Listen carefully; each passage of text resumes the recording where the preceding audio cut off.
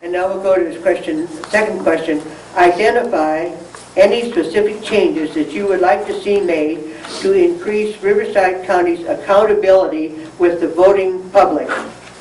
What do you think of the county's cities using private companies to count the vote? You want to start with that? Sure. Well, when you talk about being accountable to the voting public, you first got to have a public that's willing to vote.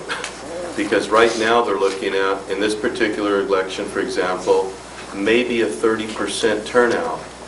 30% out of 143,000 registered voters in a district that has 400 plus 450,000 people, you're going to have 50,000 people vote, maybe.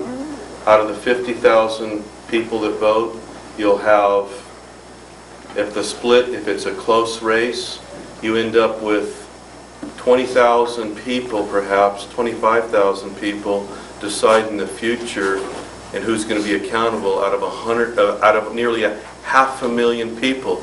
So 5% of the people, 5% are who's going to direct and determine what happens. There's no accountability with only 5% having a voice. You need more public to participate. How do you do that? How do you do that? Hi Karen, thank you for that nice face you're giving me there. I appreciate that. That's kind of rude actually. So, yeah, it'd be nice if you'd give me the same. It would be nice if you would provide the same. I'm sorry, the meeting, please do not address it. Well, ma'am, it's pretty rude if you cannot. you expect the same courtesy back and forth. I wasn't even thinking about you. I'll stop the meeting if you don't stop it. Thank you. Sorry about that. And you're also part of the question is about cities doing their own private counting. Yes. Anyway, you need to have a higher voter participation in order to be accountable. One of the things that's happened here is I think that the public has lost confidence in the county's ability at present. A number of cities have gone to private contractors to count the ballots because you saw what happened recently in the last city council election. So yes, I favor that. Each city has a city clerk who's actually the elections official for that particular race, not the county registrar, but the elections official for that jurisdiction is the official election person that certifies the ballot, the race, and they should have more authority to do so, and I think you'd see a better turnout for it. Well, in the past 4 years, I've learned more about elections than I ever thought I needed to know. But it's a very important subject, and the question here is about accountability to the public. And I think what we're talking about is accountability in the largest sense. And first, I would say accountability means that you have faith, that the public has trust and faith in the integrity of the voting process. Without that, even a count that's announced as accurate, people will scoff at. And we've had many instances in our recent history across the United States about counts that were jimmied and that elections that were bought. And there's a history, and voters who were deterred from going to the polls, even deterred from registering at the polls. And there's a big debate now in the country about getting IDs and so forth. So I'm not going to get into all that tonight, but I will say this about the county. There's been a disproportionate emphasis on the type of equipment that we have. And we really focused in on touchscreen voting. I guess it was natural enough. The county was the leader nationwide in putting in touchscreen voting. And there were a lot of good reasons, still are today, for that. We had at least 30 to 40 very good elections using touchscreen voting. Never challenged, the results were never challenged. And the acid test for any registrar, of course, is does the result change? Is a different candidate elected after you have a close election and there is a recount? And there has never been in the history of Riverside County a change in the candidate, in the winner, from a recount in a close race here. And there have been some close races recently. And there's never been an effective challenge or question about the results of 30 to 40 elections using the touchscreen voting.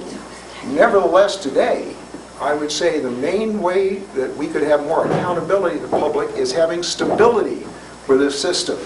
Because we've just been kind of a whiplashed bout. The county was encouraged by, even before Florida's hanging chads, to modernize its system, which we did with touchscreens. We upgraded that system when there were concerns about hacking and so forth, and lack of any paper record, with this rolling paper, verified voter paper roll, so that each voter could validate their electronic votes if they wished, and there would be a permanent paper record too as well. We upgraded. We invested millions of dollars in this. We would have saved $21 million in sheer paper costs over 20 years, 20-year life of the touchscreen machines. We went through a Secretary of State of one party that encouraged us, gave us a state sort of rebate check for investing in touchscreens voters. Another Secretary of State of the opposite party who encouraged us with touchscreen voting. And then, lo and behold, we got a new Secretary of State of the party of the first and the three who's thrown out touchscreen voting. And so we're back to what I call a hybrid system with paper ballots that in themselves have problems, and with supposedly high-tech optical scanning systems. You have over 700 people volunteering at the polls each election. Maybe a third of them are new. We need a stable system with the same equipment to build up the kind of accuracy you need. In fact, we need to focus on a lot of things, according to a computer scientist and co-director, Mr. Selker of Caltech MIT Voting Technology Project. The debate over this technology has diverted us from other important topics that actually cause more errors: ballot design, voter registration checks, and polling place operations. I'll say one thing about contracting out. Rancho Mirage has done it. And I don't know what advantages they got, because they're paying more than double the cost for the recent election they engaged in. They cost them, well, let me give a comparison. In 2006, Rancho Mirage was charged $35,500. The turnout was 4,000 some odd out of 9,500 voters, for a cost of $8.70 a vote, or $3.70 for all the registered voters. In 2008, a private contractor charged Rancho Mirage $62,000. The turnout was 2,200 out of about the same number with 9,500 registered voters. A cost of $28.18 a vote, or $6.50 for all registered voters. So almost whichever measure you use, it's much more expensive. And I would submit, could it ever be more accountable? A system where you have a city clerk, or in the city council and the people of the city, being able to talk to the registrar and the board of supervisors, and the board of supervisors seems to me much safer and much more accountable than contracting out.